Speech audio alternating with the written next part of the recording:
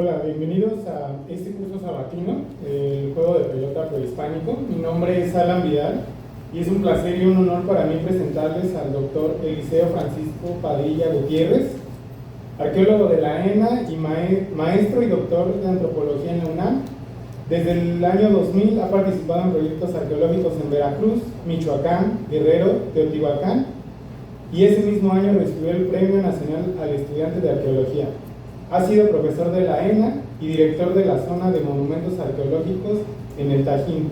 Actualmente investiga la producción e intercambio de cerámicas en Michoacán y Guerrero, así como las insignias de poder en los estados antiguos, especialmente en el estado Tarasco. Desde 2016 es profesor de investigación científica en el INAH, curador de las colecciones arqueológicas del occidente aquí en el museo, y donde coordina la catalogización de dichas colecciones. Les pido un fuerte aplauso de nuevo para este gran momento.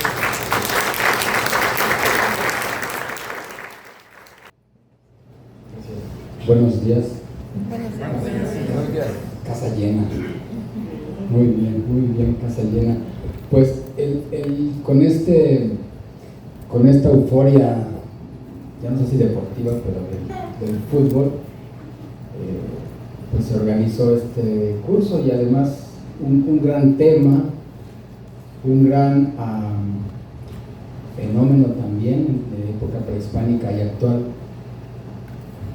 Y pues fue el pretexto del mundial para poder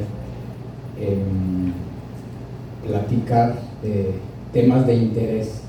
Entonces surgió el juego de pelota.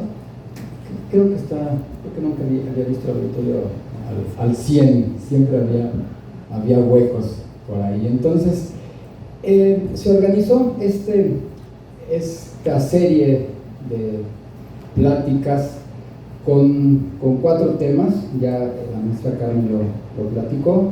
Hoy hablaremos del occidente de México y Guerrero.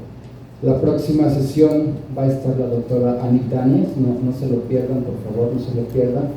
Ella va a platicarnos del juego de pelota en el Golfo de México, y posteriormente el maestro Edgar Rosales con Teotihuacán. Entonces quedan muchos temas pendientes. Por ejemplo, no hay una sesión de mayas, no hay una sesión de Oaxaca, no hay una sesión qué pasa en el norte de México, qué pasa en el suroeste de México, los juegos actuales, que es otra problemática. Entonces, pues qué bueno también que queden cosas pendientes para que así tengamos pretexto de seguir platicando.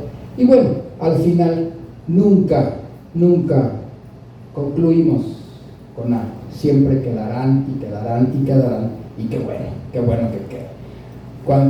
Siempre les comento a mis alumnos en la escuela, les digo, la clase, cuando tenemos clase en la escuela, no es para que queden las cosas dichas, es para que queden su cerebro girando, les digo, y que se salgan de clase y que su cerebro siga pensando sobre lo que discutimos en la clase, que después descanse, ¿verdad? Que no sea siempre el cerebro girando, pero que nos quede la reflexión y que nos queden las ideas para seguir conversando y seguir platicando de estos temas que nos interesan. Y de manera particular, yo ya agarré aquí la plática, ya no voy a cambiar el PowerPoint. Y de manera especial me gusta venir los sábados con ustedes, hasta ya que no venga Eliseo, porque siempre viene. Me gusta porque para venir los sábados a las 10 de la mañana es porque nos interesa, o es porque les interesa y nos interesa. Entonces, partiendo de esto, vengo también con mucho gusto, o venimos todos con mucho gusto, porque son temas que nos interesan. Si no, estaríamos tomando un delicioso desayuno a esta hora, pero bueno, no sigo porque nos va a dar hambre y vamos a querer ir al desayuno. Bueno, el juego de pelota prehispánico, y titulé esta sesión Jugar a la pelota. Así refieren las fuentes del 16 para Michoacán: jugar a la pelota. en Guerrero y el occidente.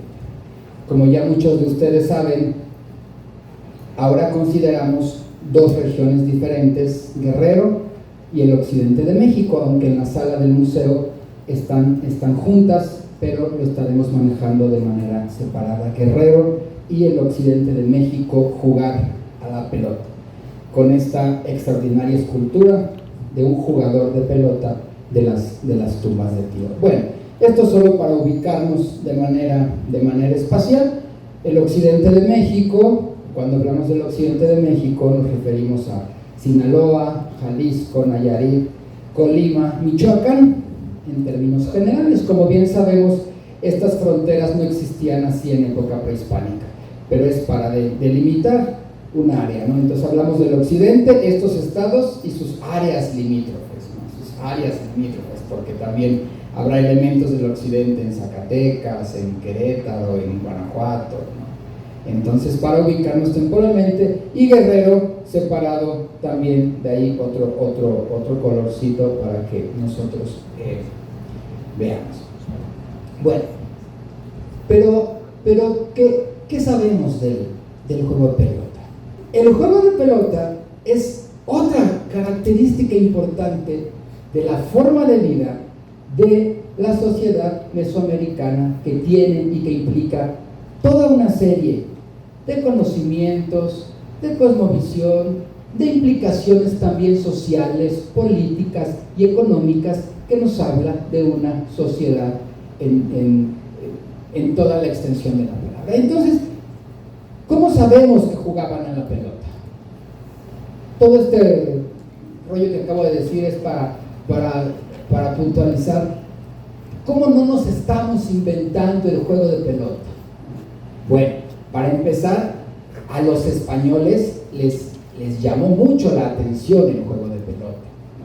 Y esta ilustración que tengo aquí son dibujos de este señor Weiss, Christopher Weiss, que ilustra varios episodios del 16, pero de manera especial estos jugadores que fueron llevados por Hernán Cortés ante la corte de Carlos V en 1528, fíjense.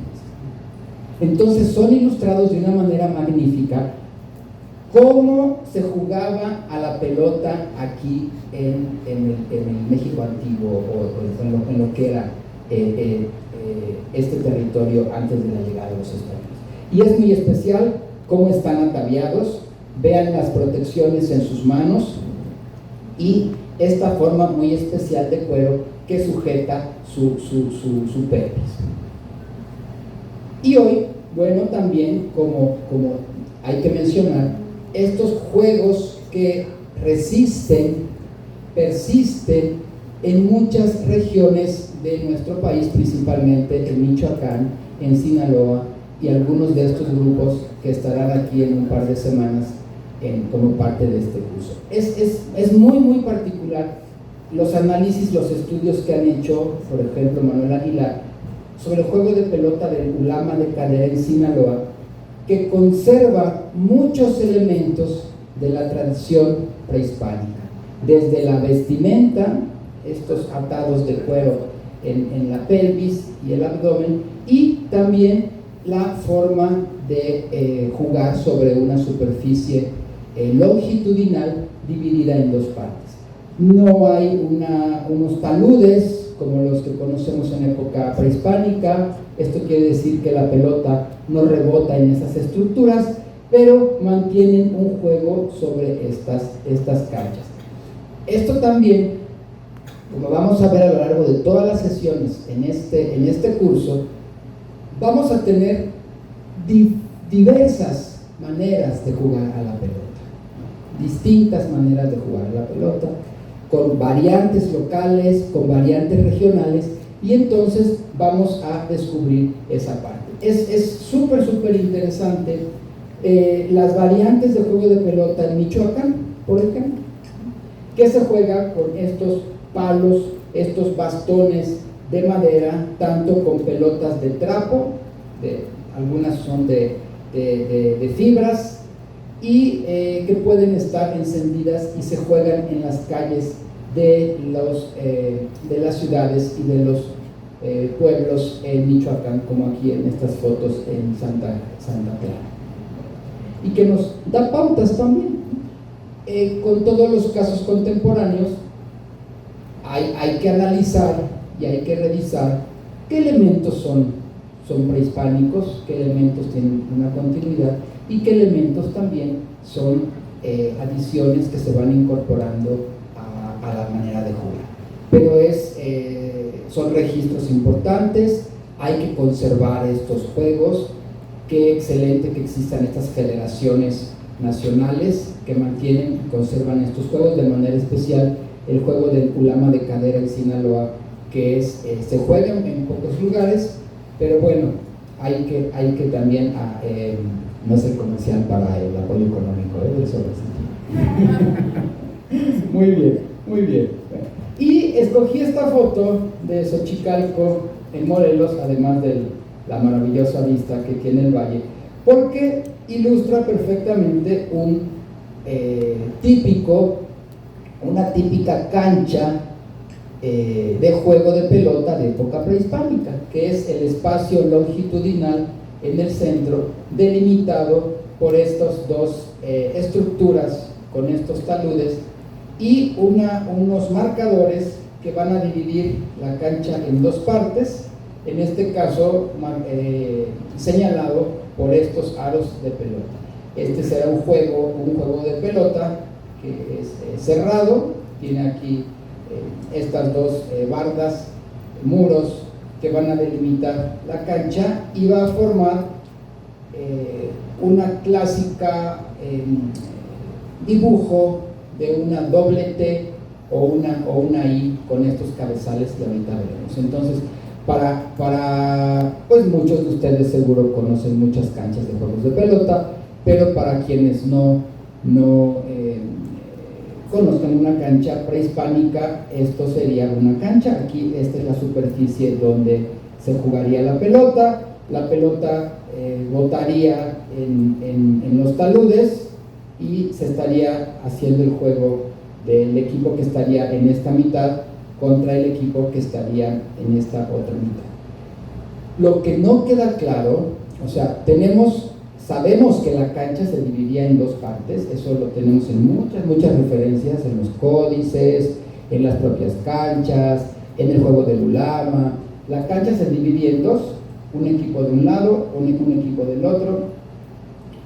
Se avanzaba o se retrocedía en algunos juegos que tienen marcador, la pelota puede ser introducida, pasar por el centro del aro, pero lo que no queda claro y es muy confuso en el mismo juego de pelota del ulama en Sinaloa es la manera en la que se contabilizaban los puntos. Eso es muy difícil. Hasta en el mismo ulama, Manuel Aguilar le cuesta trabajo entender cómo se están contando los puntos, pero es un juego de sumar y restar, se acumulan y se quitan, o sea, en el conteo de los puntos no es una sumatoria de 3, 2, 4, 2, 5, 2, como en un tradicional juego de básquetbol, por ejemplo, sino que acumulas, pero te pueden quitar, te quitan y sumas, te quitan y suman, te quitan y suman. Ese es el principio del juego de pelota o de cómo se contabilizan, sobre todo por lo que sabemos, por las referencias actuales del juego de pelota del ulama de cadera en Sinaloa. Y bueno, las referencias de los textos de los españoles pues son fundamentales. En esta referencia de Fray Bernardino de Sahagún, dice: desde la visión del centro de México, aunque tengo que hablar del occidente, ahorita estoy haciendo una introducción general sobre el juego de pelota. Dice Fray Bernardino de Sahagún, aquí ilustrado por esta imagen del códice Magliacchiano, ¿no? Con la cancha, vemos dividida la cancha en dos, con este espacio, y aquí los aros del juego de pelota muy ad hoc con este aro aquí del Museo Nacional. Dice Sahagún, el juego de pelota se llama tlachtli o tlachtli, que eran dos paredes, dos paredes, que había entre la una y la otra 20 o 30 pies, ahí había que hacer la cuenta, ¿no? Dice, y sería de largo hasta 40 o 50 pies. Estaban muy encaladas las paredes y el suelo. Y en medio del juego estaba una raya, en medio del juego estaba una raya que hacía el propósito del juego. Y en medio de las paredes, en la mitad del trecho del juego, estaban dos piedras como muelas de molino agujeradas por medio, frontera la una de la otra, y tenían sendos agujeros tan anchos que podía caber la pelota por cada uno de ellos. Entonces, Sagún aquí resume cómo eran los juegos de pelota de manera especial en Tenochtitlan y los que él pudo llegar a ver aquí en la Cuenca de México. Entonces tenemos que esa referencia. Y continúa Sagún, dice, y el que metía la pelota por allí ganaba el juego. No jugaba con las manos, sino con las nalgas, herían la pelota. Traían para jugar unos guantes en las manos y una cinta de cuero en las nalgas para herir la pelota, para golpear la pelota. Entonces nos queda muy claro la manera, nos queda claro, o ciertas cosas, del juego de pelota a partir de las referencias de Fray Bernardino de Sagún. Pero Sagún aquí nos está hablando de manera particular de un juego. Él nos está hablando del juego de pelota de cadera, ¿no? Aquí queda muy claro, ¿no? No nos habla de todos los juegos de pelota, sino de manera especial del juego de pelota que posiblemente fue el juego de pelota más común para cuando llegan los españoles y lo que alcanzaron a ver sobre el juego de pelota. Y esto nos da pie a... esto es genial, esto está aquí en el museo en la sala del Golfo, seguramente la doctora Nick Daniels hará mayor referencia a ello. La estela de Patlaxco, Veracruz, donde es que es extraordinaria. Está el jugador de pelota e ilustra un ayudante que le sirve, lo apoya para ataviarse como jugador, colocándose los protectores en la cintura, los protectores en las manos, en los brazos y en las rodillas y en los pies. Esta es como la imagen clásica de lo que siempre vemos de un jugador de pelota. Los protectores en la cintura, los protectores en los brazos, en las piernas. Pero tampoco todos los jugadores de pelota van a ser ataviados así, porque va a depender del juego de pelota que están jugando. Siempre se habla de que la pelota es pesada, de que la pelota es dura, de que la pelota si te golpea te puede hacer daño, sí, ¿no? De hecho se habla de protectores también en la cabeza, ¿no? Entonces, pero vamos a ver que no todos los jugadores de pelota llevan estos protectores, y eso va a depender, como mencionaba, del tipo de pelota y el tipo de juego que se está realizando. Entonces, siempre hablaremos de estos protectores. En la sesión del Golfo de México, la próxima semana, se va a hacer mucha referencia a los yugos, a las palmas, a las hachas, por todos los atavíos que realmente tenían los jugadores de pelota con esta parafernalia para el ritual y el juego. Bueno, aquí se habla también, Fray Diego Durán, que es la riqueza de las fuentes del centro de México que permite esta comparación entre ellas. Aquí Fray Diego Durán habla de la pelota, ¿no? Dice que es de una resina, ¿no? Que salta y que brinca, ¿no? Recordemos que se hace del hule, de las especies de árbol de hule, tanto en la costa del Golfo, pero también en la costa del Pacífico. Hay especies de árboles que producen estas resinas para elaborar las pelotas. Bueno, aquí se habla de la pelota. Aquí habla un poco Diego Durán de cómo se contaba el puntaje. Dice que con la mano o con el pie la tocaba, o con otra parte que no fuese la cadera, el muslo o la nalga, perdía punto, ¿no? Entonces ahí era esto que les mencionaba de sumar y restar puntos de acuerdo a las diferentes reglas del juego. Y aquí algo muy importante que quiero mencionar. Dice, venían a tanto el exceso del juego y el empeño de las apuestas, que habiendo perdido la ropa y las joyas, apostaban a sus propios hijos y a sus mujeres y a sí mismos, viniéndose a quedar esclavos. Y con esto quiero que también nos veamos. Hay una parte importante del juego de pelota como ritual, con su sentido cosmológico, con su significado que ahorita veremos, pero también el juego de pelota tenía una parte lúdica, una parte cotidiana. Había juego como tal, ¿no? Siempre hablamos del sacrificio del juego de pelota y a los que sacrificaban en el juego de pelota. Sí, claro, sí, había sacrificios del juego de pelota, sí, pero había una parte lúdica de jugar a la pelota, ¿no?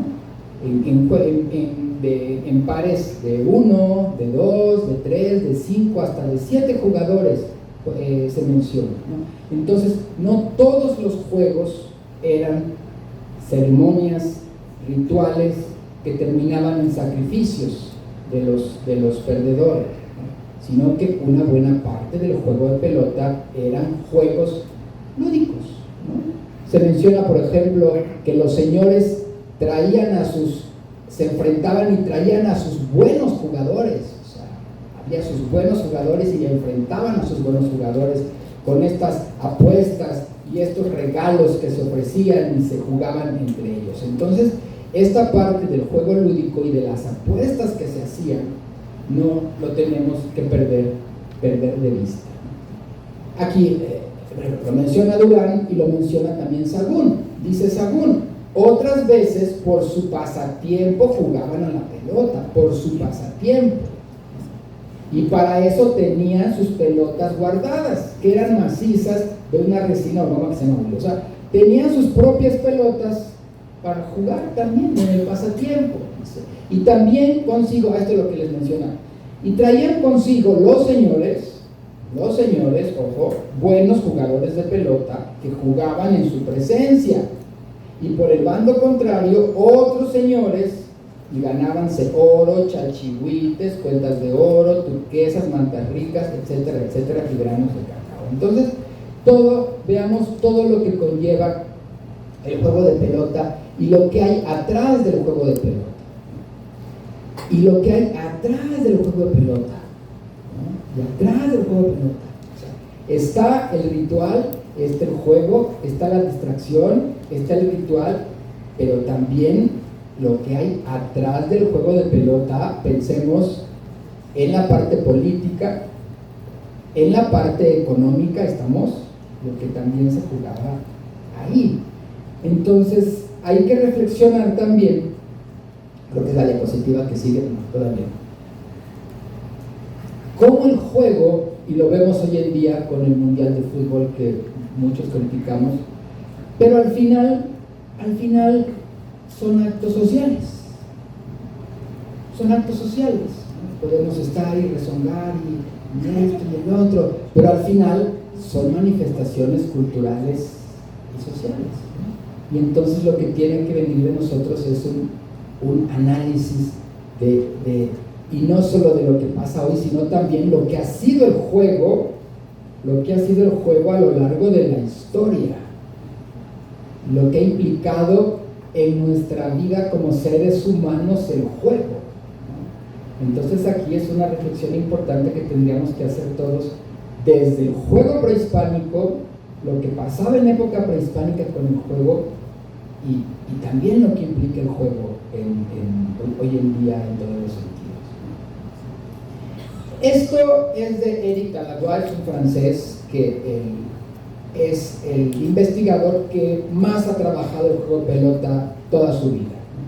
Eric Taladois tiene pues los registros de todos los juegos de pelota y ha vivido para el juego de pelota, y bueno, estas son imágenes de un tradicional juego de pelota con estructuras, como ya habíamos mencionado, la cancha en el centro, como está ahí la letra F, los taludes o las estructuras laterales, y cómo cierra con esto que llamamos cabezales el juego de pelota, si bien el juego se realizaba únicamente en esta parte de la cancha propiamente dicha.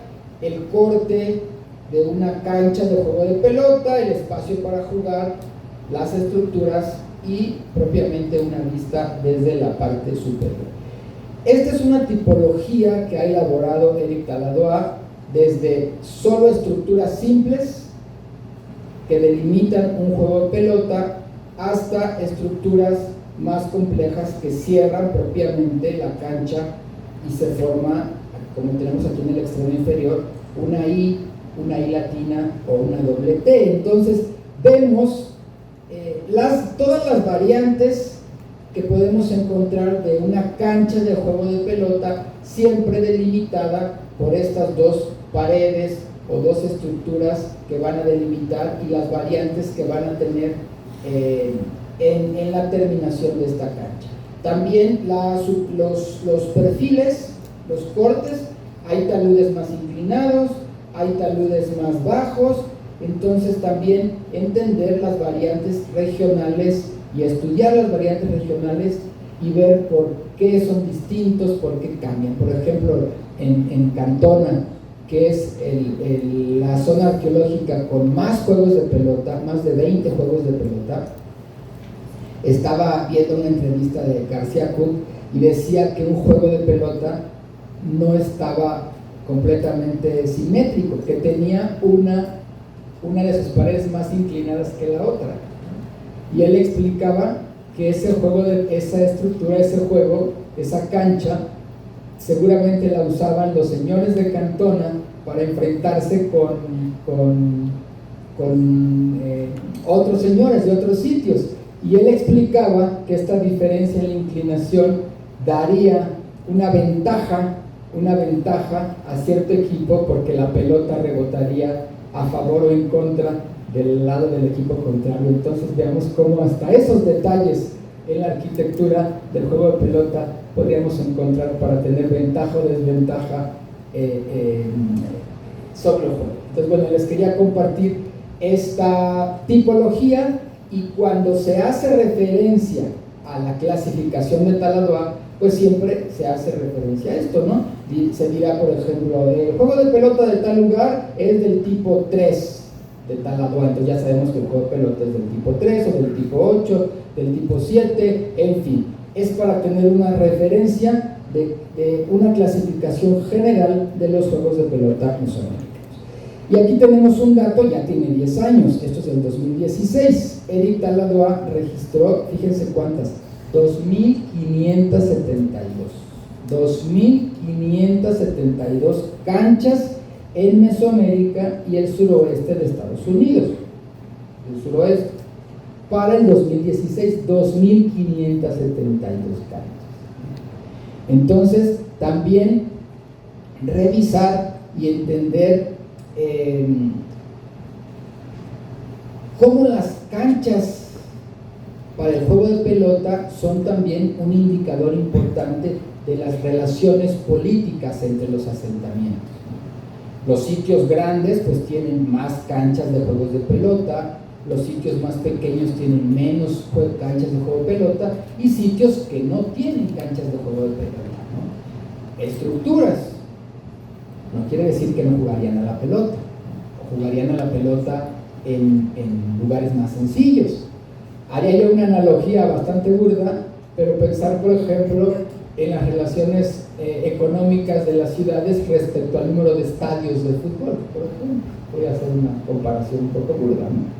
O sea, vamos a encontrar los estadios de fútbol en ciudades grandes, las ciudades más pequeñas tal vez tengan canchas más modestas, hasta llegar a las canchas más rústicas o sencillas en pueblos más sencillos. Estamos con 2 postes de madera, en fin, y que esa cancha sencilla comparada con un estadio de fútbol, ¿no? Entonces, un poco un ejemplo burdo, pero algo semejante entre diferentes asentamientos. Y hablando de las diferentes maneras de jugar, pues interesantísimo cuando sea la sesión de Teotihuacán con Edgar Rosales, porque Teotihuacán no tiene cancha de juego de pelota. No tiene cancha de juego de pelota de este tipo. O sea, Teotihuacán no tiene cancha de este tipo. Pero no quiere decir que no jugaba la pelota, ¿no? Sino que jugaba la pelota de otra manera. Y también aquí interesantísima la cuestión política del juego de pelota. O sea, Teotihuacán juega su pelota como él quiere que se juegue la pelota, ¿no? Y como a la caída de Teotihuacán viene un boom de juego de pelota con estructura, como Teotihuacán no quería que se jugara la pelota. Entonces también vemos aquí el control, la manipulación de las élites sobre esta práctica lúdica y también ritual. Pero esto, bueno, Edgar hablará ampliamente. Esto es todo un tema que le voy aquí como a sintetizar. La parte mítica, la parte del símbolo del juego de pelota, que lo podemos rastrear en los mitos del centro de México, pero también en los mitos mayas, como del Popol Vuh, y lo voy a resumir en esta diapositiva. La cancha, además de todo lo que hemos dicho, es un escenario para representar la lucha cósmica mesoamericana de este enfrentamiento de opuestos, día y noche, luz y oscuridad, vida y muerte. Y la cancha se vuelve un escenario, un plano donde los astros van a moverse, de manera especial el Sol. Vamos a encontrar en diferentes cosmovisiones, pero la importancia del Sol en la cosmovisión mesoamericana y de manera especial en el posclásico. Por eso la cancha representa un plano cosmogónico, como lo era para ellos este universo dividido en 4 rumbos, con microcosmos donde también la cancha se convierte en un eje del mundo. Por eso vemos las canchas pintadas de los colores de como ellos concebían su universo. Entonces veamos también la parte simbólica del juego de pelota y cómo adquiere otra dimensión también a nivel de su cosmovisión en ella. Y bueno, yo me encontré esta imagen en internet y me gustó mucho, porque justo la pregunta venía: ¿y desde cuándo se juega la pelota? ¿Desde cuándo se juega la pelota? Para llegar a esta interpretación y el plano cosmogónico, para llegar a esto pasó mucho tiempo. Vino una construcción seguramente desde el preclásico, desde la parte sedentaria, pero desde antes venía el juego. O sea, el juego se va construyendo, se van incrementando ideas y construyendo. ¿Y cómo pasamos de algo casual, de algo que de pronto surge, a algo estructurado, institucionalizado, con ciertas reglas, pero sobre todo con un significado cargado de todas estas ideas que mueven al mundo y que sin ella la misma vida se detendría? Entonces, pues habla por sí sola esta imagen, ¿no? Cómo surgiría el juego de pelota. Seguramente tendría antecedentes muy normales de jugar, cómo se habían hecho las primeras pelotas, ¿no? Seguramente alguien empezó a agarrar el hule y empezó a hacer bolita y empezó a ver que rebotaba. ¿Estamos todos en ese sentido? ¿Sí? Y empezaron a jugar, ¿no? Habíamos visto al principio, hay variantes hoy en día de los juegos que hoy se practican, pero en época prehispánica, por lo menos en los juegos de cadera, Lo que se ha propuesto es que el juego finalizaba cuando la pelota entraba en el aro, que ese momento era el término de la pelota, para los juegos de aro, de cadera. Para los otros juegos realmente no tenemos datos más allá de los conteos que se pueden hacer hoy en día de los juegos normales, pero no necesariamente eso pudo ocurrir en época prehispánica. De los pares, de los números de jugadores, mencionan en las fuentes que podían jugar 1-1, o sea, 1 y 1, 1 contra 1, de pares de 2, pares de 3, pares de 4, hasta pares de 7 mencionan en las fuentes. Para canchas pequeñas, menos jugadores, y para canchas más grandes, por ejemplo, como la de Chichén Itzá, pues más números de jugadores para lo que se menciona para época prehispánica. Bueno, pues continuamos nos quedamos con estas infantes y comentábamos desde cuándo, era la pregunta, desde cuándo habría iniciado el juego como juego, que es una actividad inherente al ser humano, el jugar, ¿no? Entonces, desde como ya habríamos llegado como sociedades de la prehistoria, jugábamos algo, ¿no? Pero en el occidente de México y en general en Mesoamérica, los datos arqueológicos de la antigüedad del juego de pelota se remontan en torno al 1600 a.C., por ejemplo, en Chiapas, en sitios como Paso de la Mada, en sitios en Oaxaca. Estamos hablando de 1500 años antes de Cristo, más nuestros 2000 años, pues estamos hablando de 3500, 3600 años de juego de pelota, ya con las características que arqueológicamente lo vemos, ¿no? Entonces tendríamos que por lo menos estamos hablando de 3500, 3600 años, hasta donde nos da el dato arqueológico.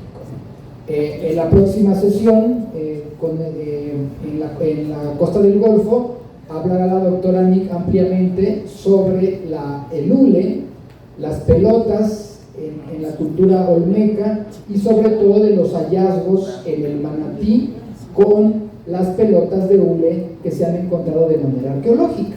Entonces, eso como antecedente de lo que está pasando en Mesoamérica. Pero de este lado del Pacífico también tenemos algunas evidencias del juego de pelota y algo contundente sobre esta práctica en el occidente de México, tal vez más contundente que las otras evidencias de la cancha en Chiapas, esto lo digo muy bajita, son las figurillas que conocemos comúnmente, ahorita regreso, como los jugadores de pelota de Lopeño.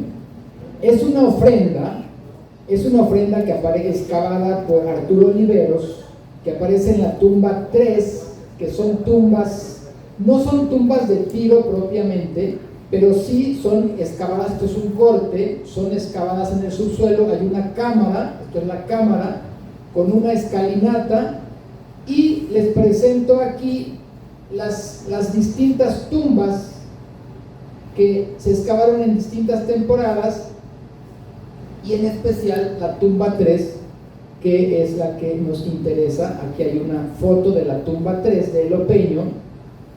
Esto es la planta de la tumba, y aquí en el extremo es el corte de la tumba. Vemos este escalón, como pasillo en el centro de la tumba, y el resto de la pequeña banqueta.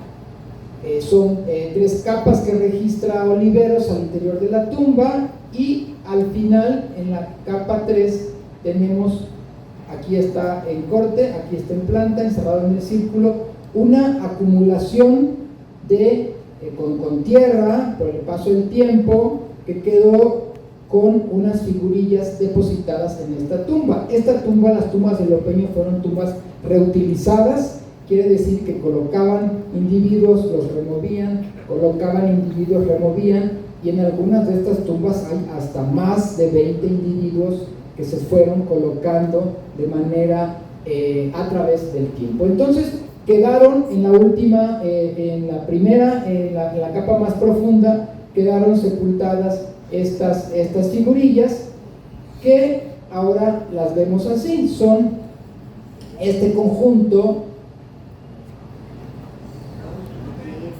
Voy. Bueno, esta es la planta de las tumbas, la foto de la tumba, los cortes de la tumba 3 por Arturo Oliveros, y estas son las figurillas como las vemos en sala, que ahorita no están en sala porque viene una exposición sobre el Mundial del Fútbol que va a estar aquí en la sala 1 y van a estar ahí de pieza central, muy bellas ellas. ¿Y de qué se compone este conjunto de figuras? Son 5 figurillas masculinas y 3 figurillas femeninas. Es muy particular cómo están vestidas, cómo están ataviadas y los objetos que portan en las manos y en su cuerpo. De estas 5 figuras podemos ver que 4 de ellas, 1, 2, 3, 4, llevan lo que podemos considerar un protector en su pierna izquierda. 1 lo lleva en la pierna derecha y llevan este objeto en la mano que posiblemente sea para golpear la pelota. Entonces aquí vemos otro tipo de juego de pelota, un juego de pelota que se está utilizando un objeto para golpear como una especie de manopla o una especie, de objeto para golpear.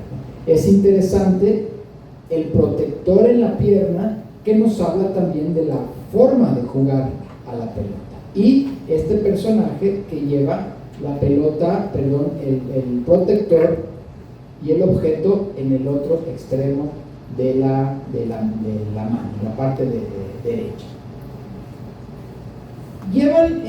Esto es muy discutido, si lo que llevan en su cabeza es un casco o es su cabello.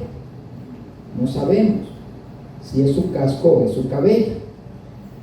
Y a este conjunto de figuras masculinas lo acompañan estas 3 figuras femeninas. ¿Por qué sabemos que son femeninas? Pues por la forma de sus piernas, de sus glúteos, y están marcados sus senos, no así las figuras masculinas.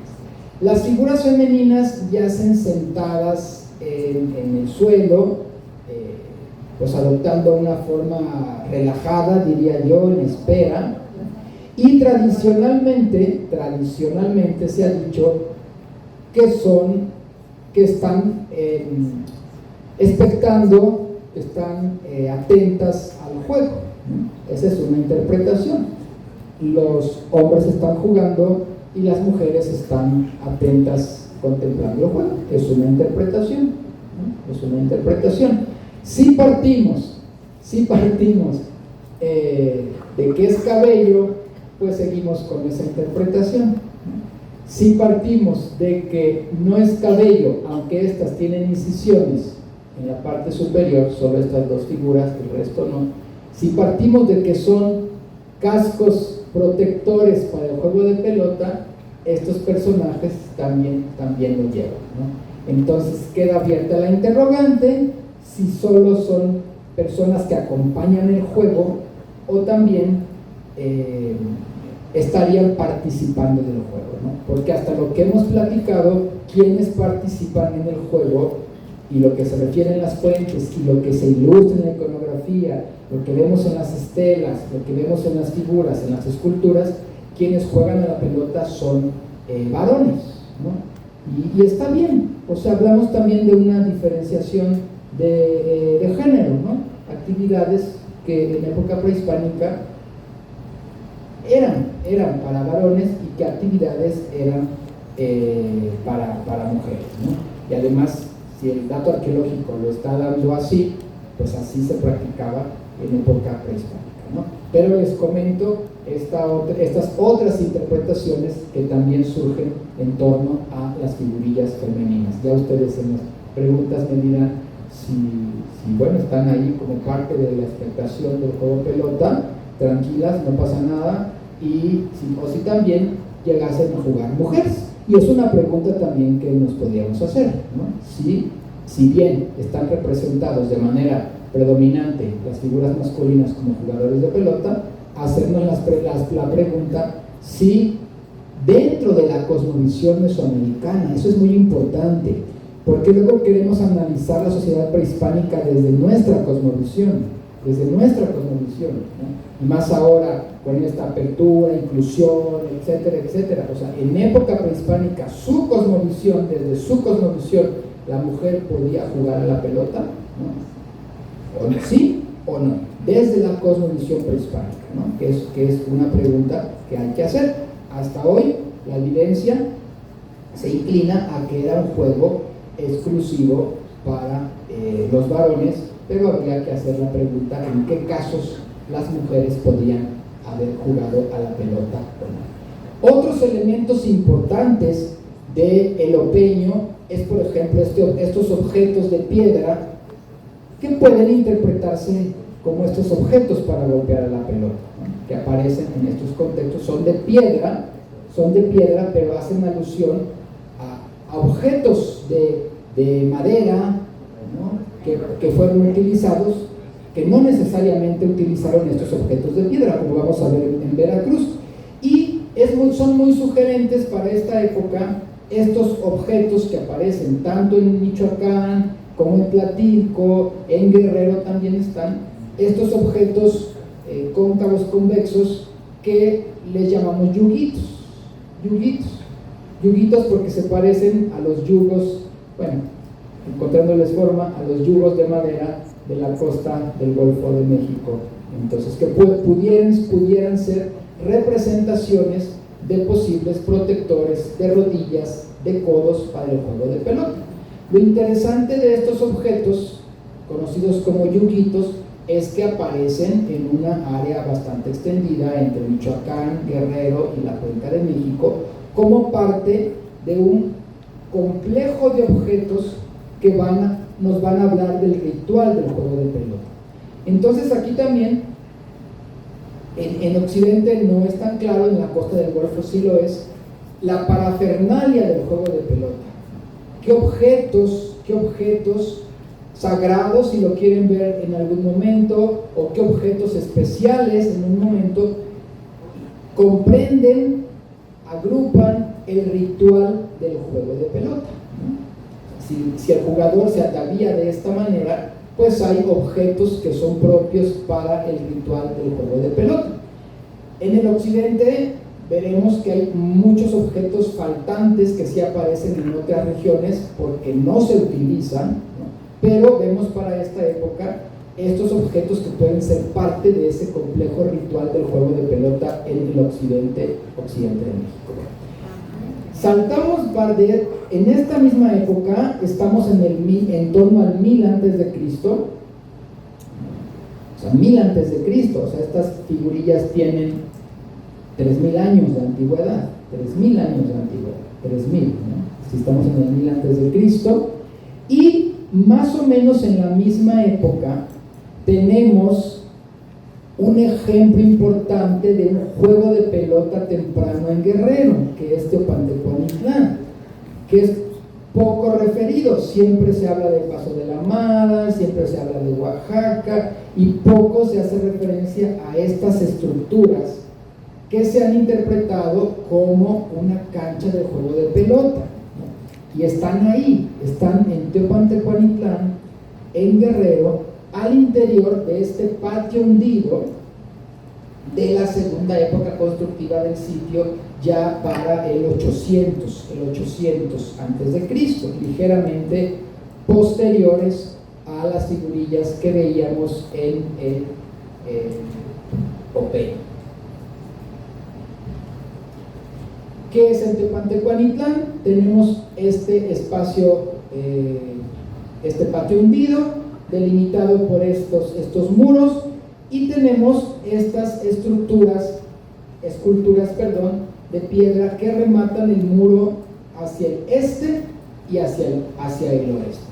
recordar que este asentamiento está en medio de la nada, o sea, está en medio de la nada, en la confluencia del Amacuzac y el Balsas, en el municipio de Copalillo, en Guerrero, en el noreste de Guerrero. Aquí antes solo pasaba una carretera de terracería que unía Copalillo hacia Citlala y Chilapa, y hoy, bueno, ya hay un poco de más comunicación, pero era un lugar realmente poco transitado.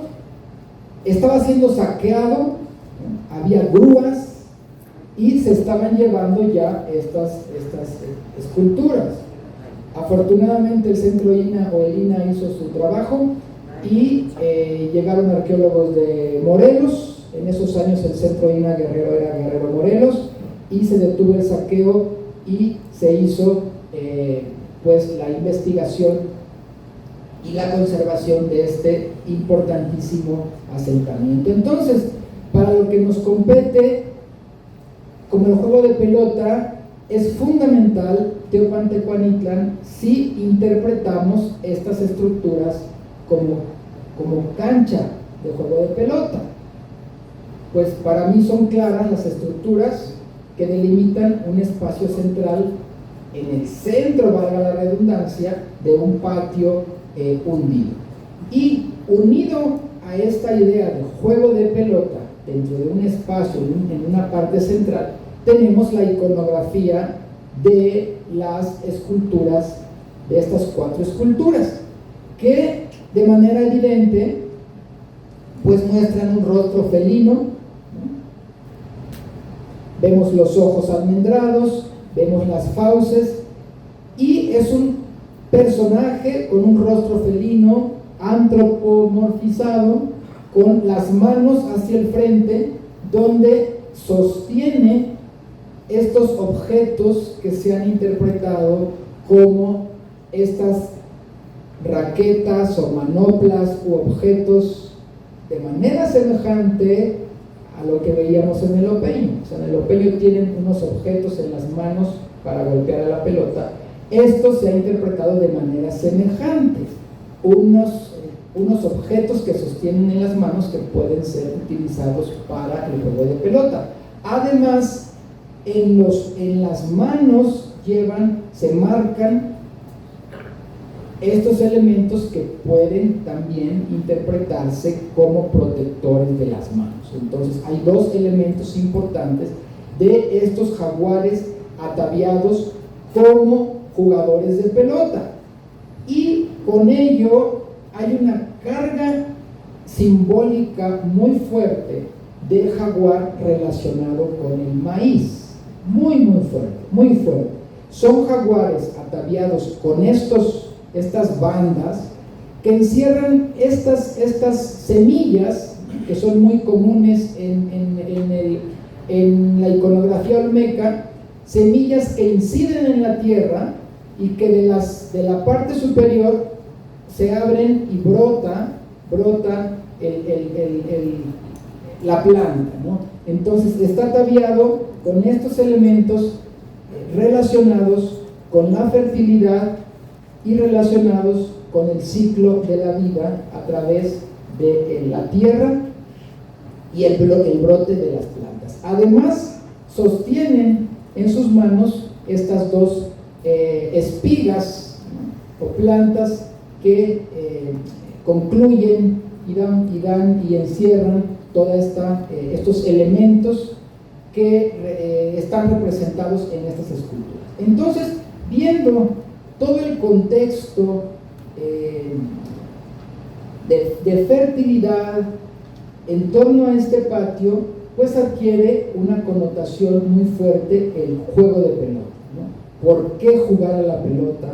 ¿Para qué jugar a la pelota? En torno a estos elementos felinos relacionados con la tierra misma, el jaguar mismo, los felinos mismos, como parte de estos elementos de crecimiento en torno a 2 estructuras y una cancha de juego de pelota. Bueno, otra vista del este al oeste. Estas cosas, yo no salgo del tema, pero son interesantes. Las techumbres, por ejemplo, vean la techumbre, realmente es horrorosa. Es horrorosa, pero es un lío las techumbres, es un lío, pero es un reto y un problema de conservación arqueológica. No saben qué lío, ¿no? Cuando estuve en el Tajín teníamos un lío con las pinturas murales del Tajín, teníamos unas techumbres de palma muy bonitas, pero era una escurridera de agua con esos techos. Entonces es un problema, ya me salía el tema. La serpiente emplumada en Teotihuacán tiene un problemicísima de humedad. Las esculturas se están exfoliando, literal, se están exfoliando porque hay humedad. ¿Y saben cuál es la mejor solución? ¿Saben cuál es? ¿Mande? Volverlas a cubrir, volver a enterrar y volver a cubrir todo para conservarlas, ¿no? Obviamente eso no se va a hacer y hay que buscar soluciones para el problema de la conservación de las zonas arqueológicas, y es un problema. Bueno, aquí se encontró esa solución y por lo menos ha sido ¿cómo se dice? Ha sido pues útil, ¿no? Entonces, más allá de lo feo que puede verse, ha cumplido su función y excelente por la techumbre. Aquí un acercamiento a la cancha, decíamos es de la segunda etapa. Abajo de esto hay otra etapa de barro amarillo, no tenemos completa la excavación, solo algunas partes, y finalmente una tercera etapa del 800 al 600. Aquí los elementos que veíamos de estas esculturas. En la sala de Occidente hay una reproducción en acrílico que ustedes pueden tocar, esa pieza se puede tocar, ese plástico, o sea, no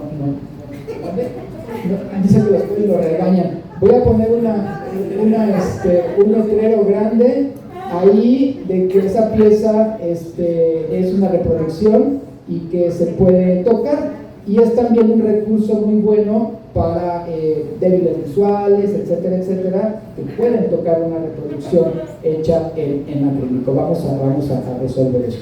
Aquí otros ejemplos de la época de posibles manoplas o de posibles objetos utilizados para el juego de pelota vinculados con estas estructuras. Aquí otras vistas son diferentes en tamaño, no son exactamente iguales, difieren un poco en la parte posterior, pero de manera general mantienen su iconografía. Es bien sugerente también la parte posterior, esta especie de que sobresale de su cabeza.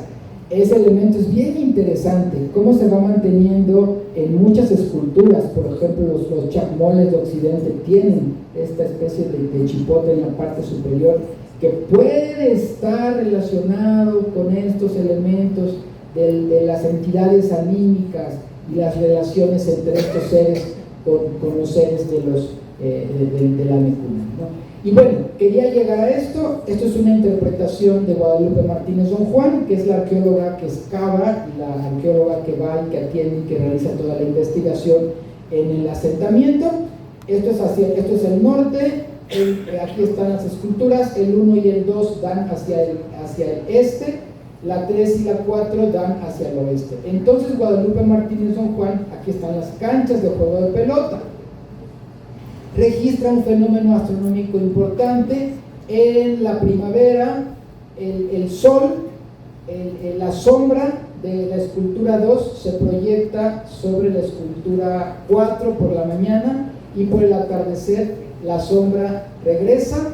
En otoño, la sombra del 1 se proyecta sobre la sombra del 3 por la mañana, y viceversa, la sombra del 3 hacia el 1 en la tarde. Entonces también vemos que todo el concepto, además que encierra, además es un gran espacio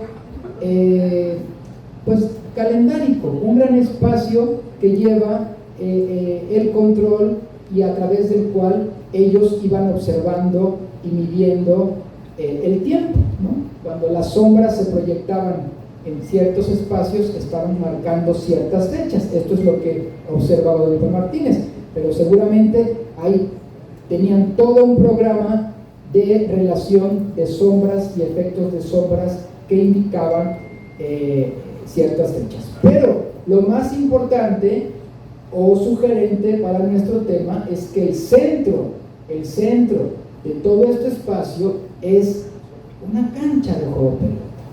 Es una cancha de juego de pelota donde, como el juego de pelota se integra en todo este espacio y todo este orden de carácter lúdico, sí, pero también de carácter ritual y ceremonial muy importante, que seguramente estaban jugando a la pelota en fechas muy especiales. Bueno, recordemos que es una cancha especial, ¿no? O sea, no está en cualquier lugar, tendría que estarse jugando aquí a la pelota de manera muy especial. No cualquiera estaría jugando a la pelota aquí, ¿no? Entonces, si estuviesen jugando niños, bueno, tendría que ser de una manera especial, pero me parece que no solo niños, ¿no? Porque es un juego de pelota sumamente especial y particular. Ahora, importante, para esta época, ojo, para esta época, estamos 800 antes de Cristo, todavía no tenemos una distribución amplia de las canchas de juego de pelota. O sea, para esta época no tenemos otras canchas registradas más allá de lo que se ha dicho para Paso de la Mada y para Oaxaca.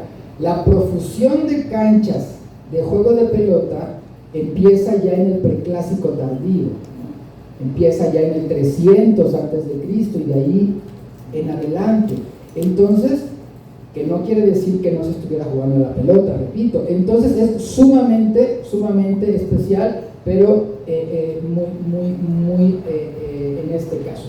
Ahora, quiero comentar de manera breve aquí nada más esta cabeza olmeca, diríamos, el Teopantecuanitlán. Entonces, como parte de los elementos olmecas compartidos con Guerrero, Morelos, con lo olmeca, ¿no? Hablamos de elementos compartidos entre ambas regiones, ¿no? Y también con lo que pasa en el centro. Y aquí solo dejo de manera sugerente la cabeza olmeca, porque también en los mitos tenemos, dentro del ritual del juego de pelota, los rituales de decapitación, ¿no?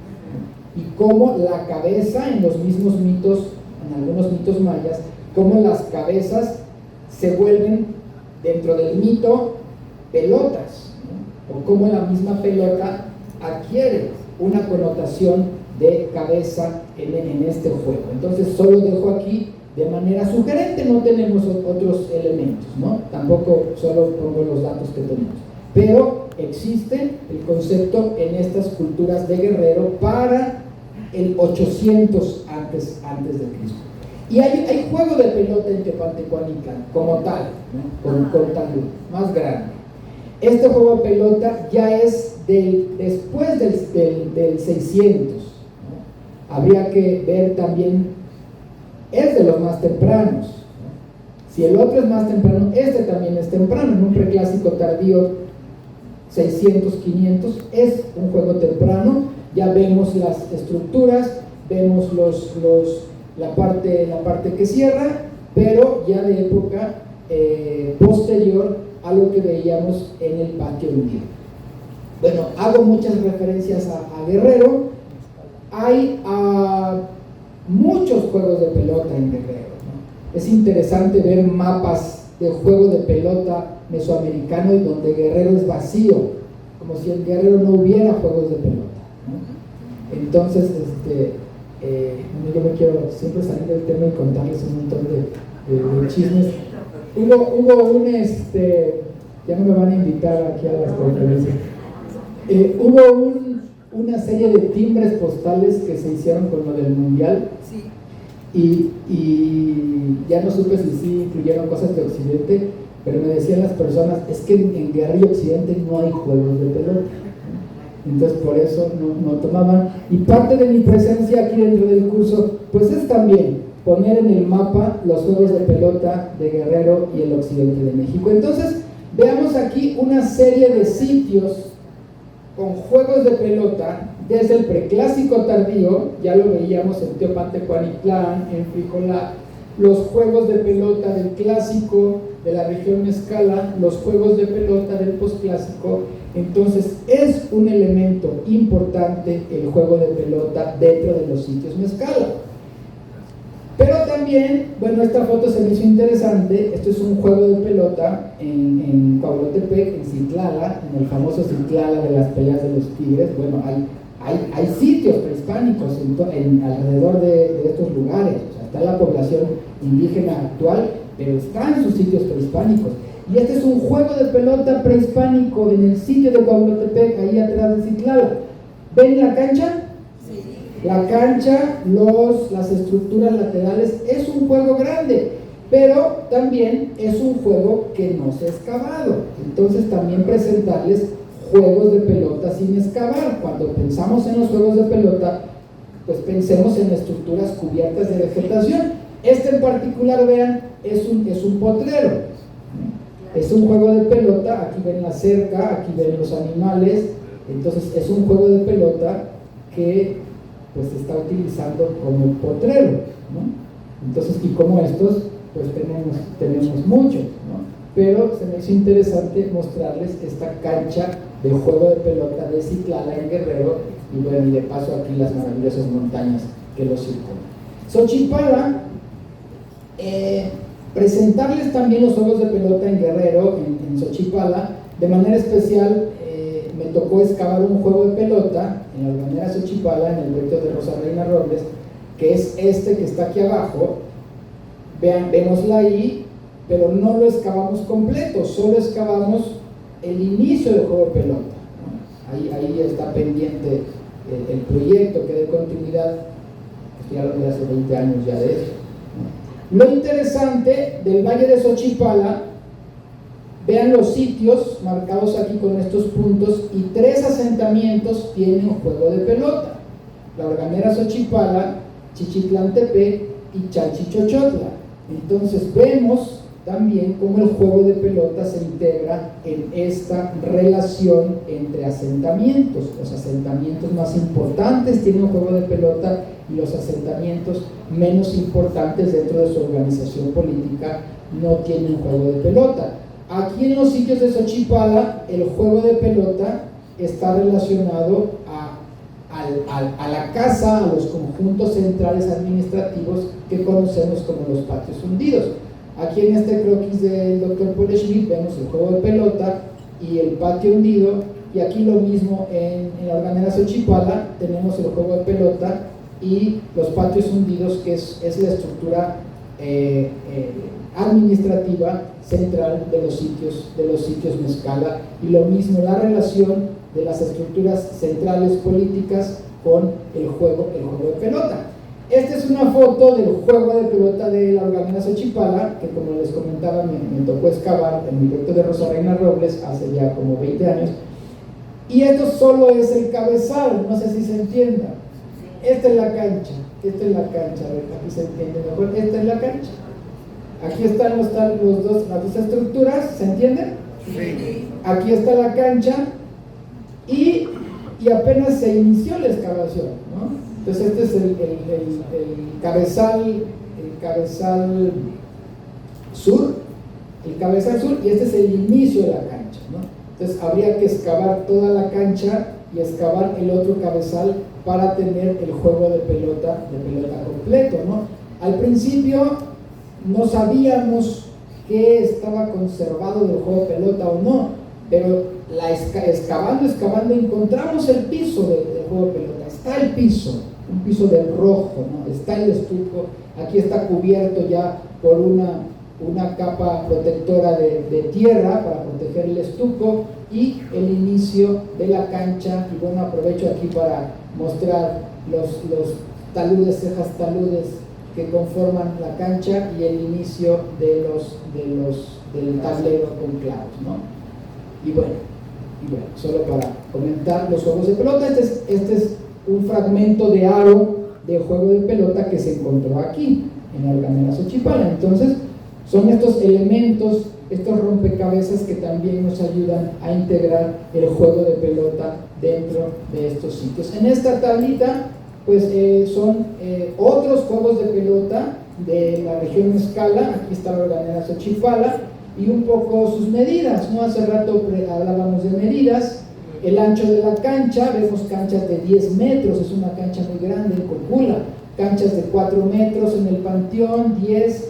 Esta cancha que excavamos en Alganera Xochipala mide 5.25 metros, el largo de la cancha 30 metros, no es un juego tan pequeño.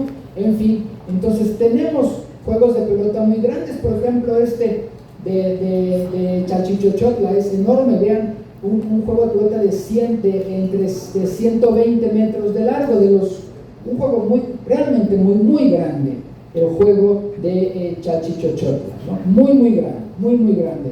Hablamos de los grandes juegos de pelota, habría que excavar en algún momento, ¿no? O por lo menos tener un buen registro de este juego de pelota. Este es un sitio que trabaja el arqueólogo Rodolfo Lobato en Costa Grande, en Guerrero, y Rodolfo Lobato registra varios asentamientos. De manera especial, él ha trabajado aquí en Chihuahua con este juego de pelota, ¿no? Es un sitio con arquitectura de tierra y son asentamientos que han registrado muchos aros de juegos de pelota. Entonces vemos una tradición importante de juegos de pelota con aros. Ya para el epiclásico, los sitios con aros están cargados hacia el epiclásico, esto es después del 600 después de Cristo, 600, 700 hacia el 1000 después de Cristo, ya el uso profuso de aros de juego de pelota. Lo mismo, hablamos de diferencias en esta práctica. Entonces, Chihuacán, en sitios de la Costa Grande de Guerrero, poco conocidos los sitios, pero tenemos la práctica importante de juego de pelota entre estas poblaciones cercanas a la costa del Pacífico. ¿Qué otros juegos de pelota? Bueno, mencionar, esto es muy famoso, estos son aros de juego de pelota, esto es en Tecpan, también muy cerca de Chihuacán. Y bueno, hay todo un trabajo iconográfico que ha realizado Rodolfo Lobato sobre estas serpientes entrelazadas o cocodrilos o animales míticos que también nos hablan de su cosmovisión plasmada en estos aros de juego de pelota. Aquí solo mencionar, esto se va a retomar, se va a hablar mucho con Edgar, la forma de jugar a la pelota, con estos marcadores de juego de pelota, y también qué sitios mesoamericanos están jugando a la pelota como Teotihuacán, ¿no? Hay un sitio importante en Guerrero, Cerro de los Monos, cerca de la frontera con Michoacán, donde encontramos esta escultura y que posiblemente puede estar asociada a la forma de jugar a la pelota, a la usanza teotihuacana. Cierro Guerrero con este sitio ya del posclásico que es Tehuacalco, es un sitio abierto al público, rumbo a Acapulco, por Tierra Colorada hay una desviación y ahí está Tehuacalco. ¿Alguien conoce Tehuacalco? No. Tehuacalco, bueno, hay que conocer Tehuacalco, es un sitio grande, es un sitio del posclásico, es un sitio que ha sido relacionado, bueno, trabajado por el profesor Raúl Arana y el arqueólogo Miguel Pérez Negrete. Aquí en el fondo vemos su estructura principal, su estructura, su templo más importante, y es un sitio pues que ha sido relacionado con los grupos étnicos, lingüísticos de Guerrero para el posclásico.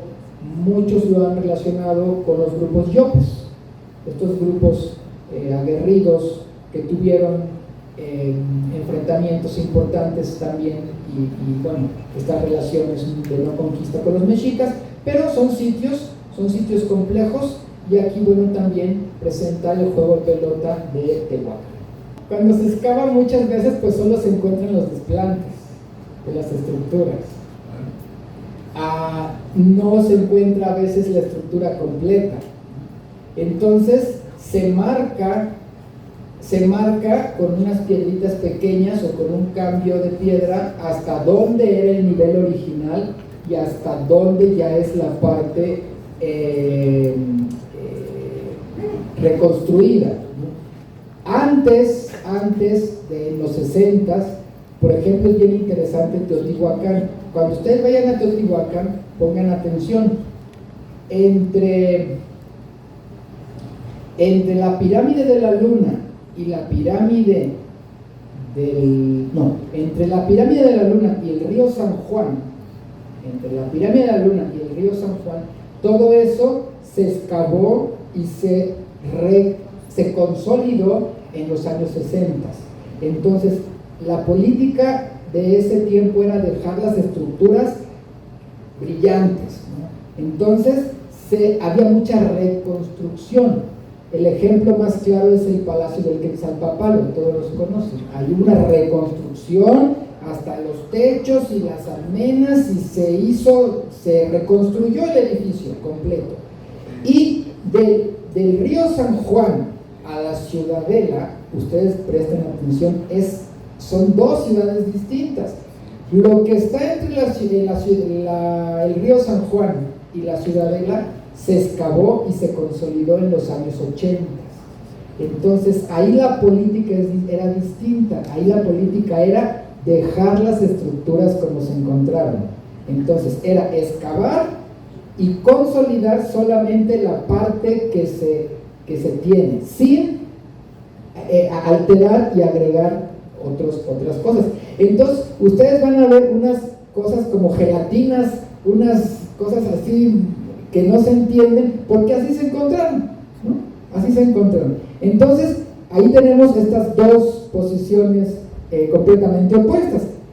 Tal vez haya que hacer un poco intermedio, ¿no? Pero sin hacer una reconstrucción para nada, o sea, con la parte original. Y aquí hay muchos recursos ahora, hay muchos recursos. Hay cosas digitales, hay cosas tridimensionales que uno puede mostrar al público de cómo se encontró la estructura, cómo se excavó la estructura y cómo es la propuesta. Ya me fui, ya me perdí, ya me salí, ya no me van a invitar. Cómo se propone que sea. Y aquí se hizo una mezcla de las dos cosas. La parte original, pero también la parte reconstruida. Entonces aquí en las esquinas no quisieron hacer las esquinas, así lo dejaron, ¿no? Pero yo no sé si fue bueno, si fue malo, si de una vez hubieran hecho las esquinas. Y entonces dejaron como esta superficie así, fue una decisión de los arqueólogos, ¿no? Entonces a eso responde esto. Es una cuestión de la parte de reconstrucción aquí. O sea, todo esto ya es reconstrucción, la parte original en la parte baja, obviamente hay piedras originales en la parte de los taludes, ¿no? Muy buena pregunta, y muy buena pregunta porque muchos juegos de pelota van a estar reconstruidos. O sea, gracias por la pregunta, muchos juegos de pelota están reconstruidos. Sigo con el chisme. Por ejemplo, la misma pirámide de Chichén Itzá, el castillo, hay una reconstrucción. Entonces, decía Piñachán, porque en los 80s había una pugna entre los piramidiotas, les decían, a arqueólogos que hacían reconstrucciones, contra el otro grupo de la nueva arqueología, donde estaba Gándara, etcétera, que eran más científicos y que iban en contra de esta reconstrucción. Y les decían así, los piramidiotas, están en publicaciones. Y entonces decía Piñachán, que todavía me dio clases, decía Piñachán, pues hicimos tan buenas reconstrucciones que hasta en el castillo de Chichén Itzá, sobre nuestra reconstrucción, todavía desciende la sombra de la serpiente en los equinoccios y la parte de los solsticios. ¿Estamos? Guiño, guiño, ¿eh? O sea, cuando estamos viendo cosas y fenómenos, hay la mano del arqueólogo atrás y la propia reconstrucción de las cosas que se hacen.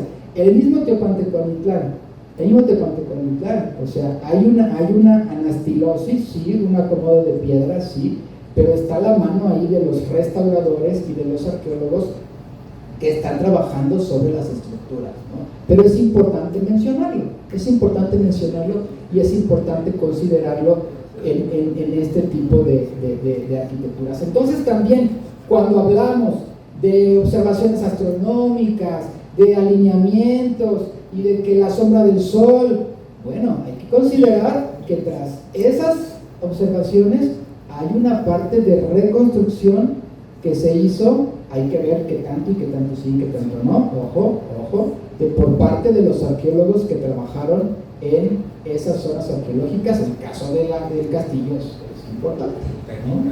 Bueno, esto es Tehuacalco, terminamos apenas Guerrero, un panorama muy general del juego de pelota en Guerrero. Bueno, hay aros, posiblemente se está jugando la pelota de cadera, pero tenemos también posiblemente otro tipo de juegos como relacionado con el Teotihuacán, ¿no?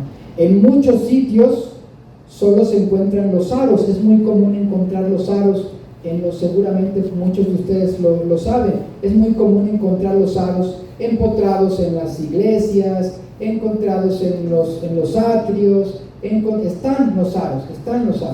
Entonces seguramente esos aros, fíjense, yo estoy hablando que el aro de Xochipal estaba a 100 metros, pues aquí los aros todavía se mueven, ¿no? Entonces muy posible estos aros pues corresponden a sitios arqueológicos de alrededores de estos lugares. Ahora, pues me quedan como algunos minutos. Occidente propiamente dicho. Entonces ya retomamos algo del opeño, ¿no? Fíjense, por ejemplo, de la pregunta que me hacían, si hay conexiones entre un juego y el otro. Podemos encontrar algunas conexiones, pero veamos cuántos años nos separan, por ejemplo, del juego de pelota del opeño. Del juego de pelota del opeño nos separan 3.000 años. 3.000 años. Entonces, ¿podemos encontrar algunas cosas? Claro, podemos encontrar algunas cosas que se van mezclando, que se van rescatando, pero hablamos de muchos años, ¿no? Y hay que analizar todo lo que pasó en esos años intermedios. Y por ejemplo, vemos en Occidente toda la tradición funeraria del juego de pelota, de tumba de tiro, que inicia en torno al año 800, por ejemplo, y termina en torno al año 500. Entonces hablamos de más de 1000 años de esta tradición funeraria en Jalisco, en Nayarit, en Colima y áreas limítrofes, Michoacán, etcétera, con estas excavaciones de tiro que llegan a estas cámaras. Pueden ser cámaras, puede haber solo tiros, puede estar abierto aquí, puede estar relleno aquí, hay cámaras más grandes, hay cámaras más chicas, hay tiros de 1 metro, hay tiros de más de 20 metros, y lo que nos interesa en este punto es que al interior de estas tumbas y como parte de sus ofrendas encontramos estas esculturas de personajes masculinos que sostienen entre sus manos una esfera. Esa esfera que interpretamos como una pelota para jugar, ¿no? Igual también respondiendo al peso de las pelotas, pues se manejan estos pesos que nos comentaba nuestro compañero, entre pelotas de 3 a 5 kilos de peso, ¿no? Podemos también un poco ver si coinciden. Aquí vemos que es una pelota más pequeña, ¿no? Aquí no coincide de manera a escala si teníamos pelotas más chicas o pelotas más grandes, pero tenemos estos personajes. Ahora, lo interesante de estas esculturas huecas que representan jugadores de pelota, pues es su asociación con la parte funeraria. Aquí estas esculturas están en sus entierros, en sus sepulturas. Entonces, algo importante de las tumbas de tiro es que en las tumbas de tiro están recreando, están reproduciendo elementos para el más allá, para la otra vida. Recordemos que los dioses juegan en la pelota, recordemos que el juego de la pelota está en el ámbito mundano, pero también el juego de pelota está en el ámbito del más allá, ¿no? No son en los mitos, sino los dioses están jugando a la pelota. Los dioses hacen también las actividades que realizan los hombres aquí cuando están en vida. Entonces es muy interesante y sugerente la representación de jugadores de pelota en sus tumbas, ¿no? Cómo recrean, cómo llevan la práctica del juego de pelota, del cotidiano, al más allá, a que se vuelva a jugar y a reproducir esta relación con después en la otra vida. Y esta escultura es muy particular, ¿no? Con todo el estilo del clásico temprano de las esculturas del occidente de México. Vemos sus atavíos con aros de madera en sus orejas o de concha, el corte de pelo, los artales se representan en escarificaciones, y es un personaje que aparece desnudo, ¿no? Entonces también tenemos que entender el juego de pelota y sus variantes y sus prácticas y sus connotaciones a nivel regional.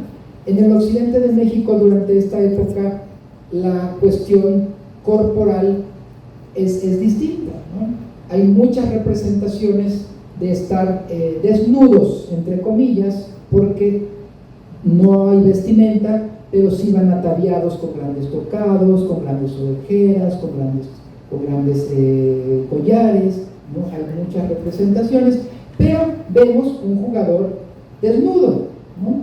Y no es extraño porque en el occidente, en esta época, hay muchas representaciones de la desnudez, ¿no? Y aquí podemos hablar de muchas cosas, ¿no?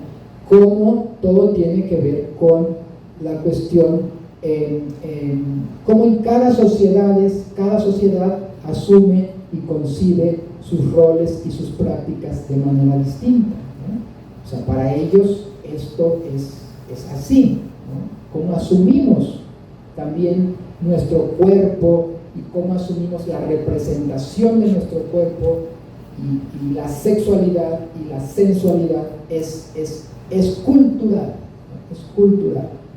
Y las normas de cada época y lo que aplica en cada tiempo y en cada espacio.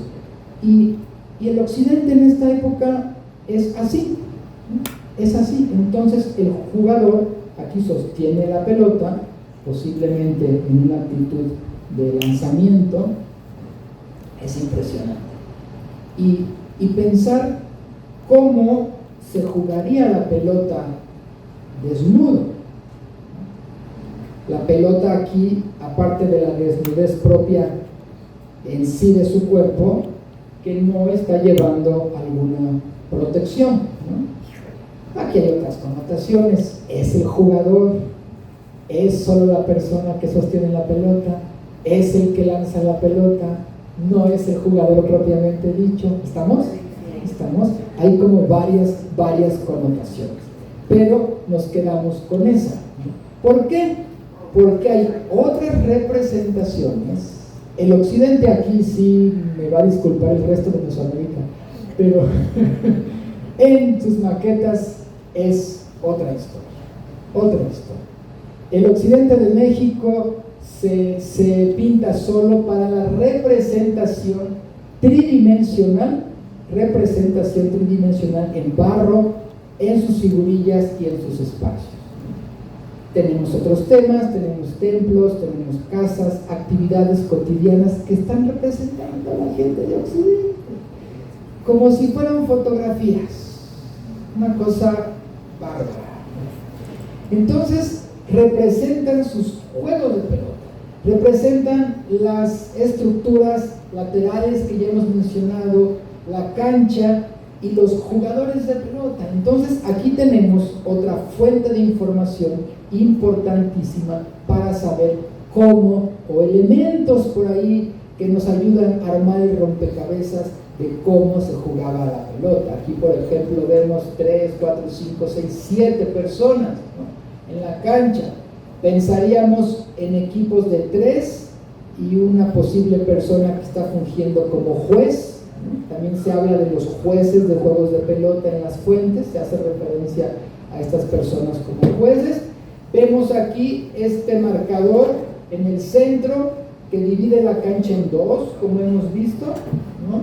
Y cómo, bueno, están los personajes ataviados con sus tocados, no están desnudos, esto es Nayarit, y llevan esta cubierta, posiblemente de cuero, como lo que hemos visto en los jugadores de Ulama en Sinaloa, y en plena acción del juego. Ahora, interesante aquí pues es todo lo que pasa alrededor, ojo, aquí sobre las estructuras,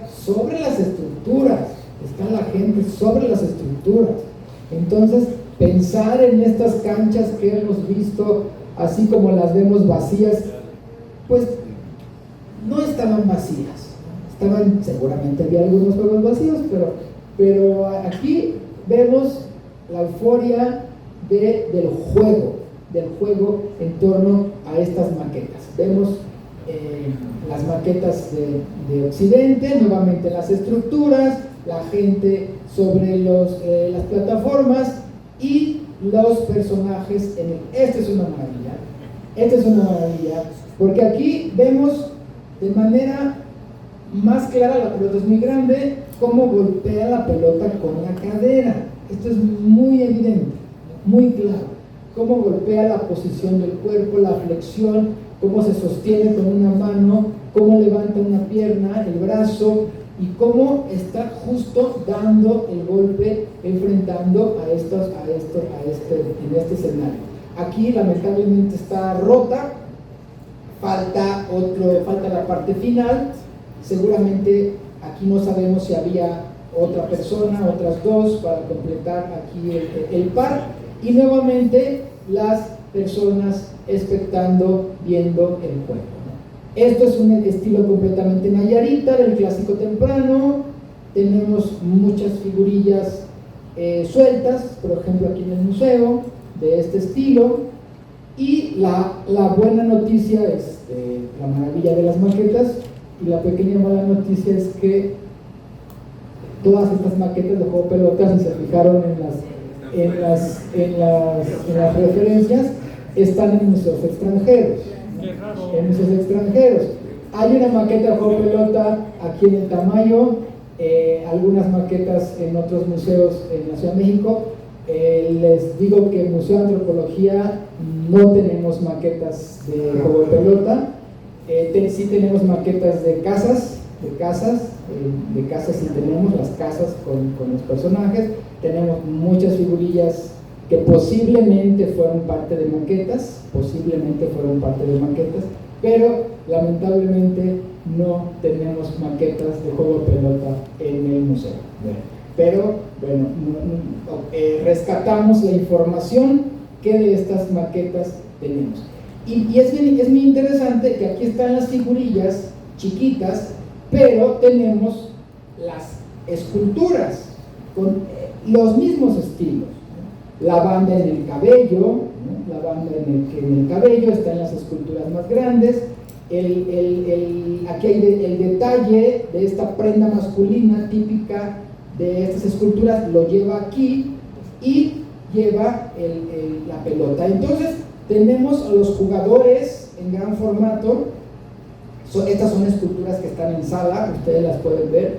Tenemos esculturas de jugadores de pelota que los vemos aquí en miniatura, ¿no? en estas maquetas, y podemos hacer esta correlación entre estas esculturas de gran formato con las pequeñas esculturas, figurillas, que vemos en las maquetas y que nos hablan de este juego de pelota en el occidente de México, ¿no? Nuevamente esta prenda, ¿no? que llevan en el abdomen y en la cadera, y bueno, aquí podemos ver detalles de estos jugadores, la banda en los cabellos, en la cabeza, las narigueras en la nariz, en el septum, las orejeras de aros típicas de estas figuras en el occidente, y bueno, aquí combinado con pintura corporal y pintura que también cubre de manera muy sugerente los brazos, los codos y las piernas, y que se empata con lo que vemos en estas esculturas. Entonces aquí tenemos una información genial, importante sobre el juego de pelota. Tenemos las maquetas, tenemos las figurillas, las esculturas, y también están las canchas, ¿no? Están las canchas. Entonces esto es Jalisco, esto es Colima, y esto de manera especial pues es el gran sitio de Huachimontones en Jalisco, que se caracteriza por estas estructuras radiales que también son completamente distintas a lo que vemos en otras regiones de Mesoamérica. Y aquí en el centro alcanzamos a ver todos la cancha de juego de pelota, ¿sí? Aquí en el centro la gran cancha de Huachimontones del clásico temprano, ¿no? Bueno, aquí un poco de cómo son las estructuras circulares de Huachimontones y los juegos de pelota que han trabajado, bueno, Weigand, Erika Blanco, que ha excavado de los pocos juegos de pelota excavados a profundidad en Jalisco, investigadora de la UNAM, de antropológicas, y bueno, esta tipología que presenta Weigand, un poco que ya habíamos visto en la anterior diapositiva, pues los juegos con estos cabezales, con las estructuras superiores y estructuras propiamente sueltas, ¿no? Este es un juego de pelota pequeño, también de Huachimontones. Vemos la cancha. En estos planos de Weigand, de Phil Weigand de Teuchitlán, vemos los círculos, los Huachimontones propiamente dichos, y cómo en torno a estos círculos se van construyendo las canchas de juego de pelota. Esta cancha de Huachimontones, que mide 111 metros de largo, es una gran cancha. En su momento fue de las más grandes para su época, O sea, en este tiempo, en el tiempo de Huachimontones, o sea, 200, 300 después de Cristo, voy a soltar algo. No había otra cancha, bueno, más grande que estas canchas. Hay otras canchas grandes como estas y más grandes aquí en Jalisco, pero fuera de Jalisco, dígame una cancha de gran tamaño en Monte Albán, en los sitios mayas, en Copán, en Palenque. No teníamos canchas de estas dimensiones. Entonces, para esta época, Jalisco y Huachimontones, los sitios de Teuchitlán, tienen las canchas más grandes de su época, ¿no? Y más allá de sus dimensiones, pues lo que están jugando aquí en ellas son canchas que no tienen, ya casi termino, son canchas que no tienen aros, y bueno, están en estos diseños y en estos patrones urbanos de los sitios Teuchitlán en Jalisco. Otros sitios, esto es Huitzilapa, de donde viene la famosa tumba de Huitzilapa. Vemos los Huachimontones, ¿no? Huachimontones se les denomina a estas estructuras circulares, como hemos visto. Aquí está el juego de pelota, ¿lo vemos? Sí, la parte superior. Y así podemos ver otros sitios de la tradición Teuchitlán con los Huachimontones y los juegos de pelota, como veíamos en estas plazas, ¿no? Esto está excavado. Tenemos obviamente los otros juegos no excavados. Casi terminamos, vamos a apurarnos. Michoacán, y me faltó Maí. Hay un auge después en los sitios, por ejemplo, aquí este es un tema amplísimo de los juegos de pelota del epiclásico en Michoacán. Entre los años 600 y 900 hay muchos trabajos de juegos de pelota con aros. Estos tienen aros, recordemos, ya estamos después del 600, en los juegos de pelota michoacanos. Aquí un ejemplo, Tingambato, pero tenemos muchos juegos de pelota excavados, algunos, la mayoría obviamente sin excavar, pero estamos hablando de decenas de juegos de pelota en Michoacán con sitios, muchos de ellos relacionados con aros de juego de pelota. Esto es el trabajo de nuestro amigo Gregory Pereira en Michoacán. Esto es, está publicado en esta artículo de 2023. Esto es el sitio de Malpaisillo. Vean cómo se ve desde el aire. Es un gran juego de pelota, más de 40 metros la cancha. Vemos cómo se ve en los LIDAR, y esto ya en el trabajo de recorrido de superficie unido a esta tradición importante de juegos de pelota del epiclásico en Michoacán, ¿no? Creo que ya voy a terminar, y solamente para finalizar, en los sitios ya tarascos del siglo XVI, bueno, aquí algunos términos en purépecha relacionados con el juego de pelota.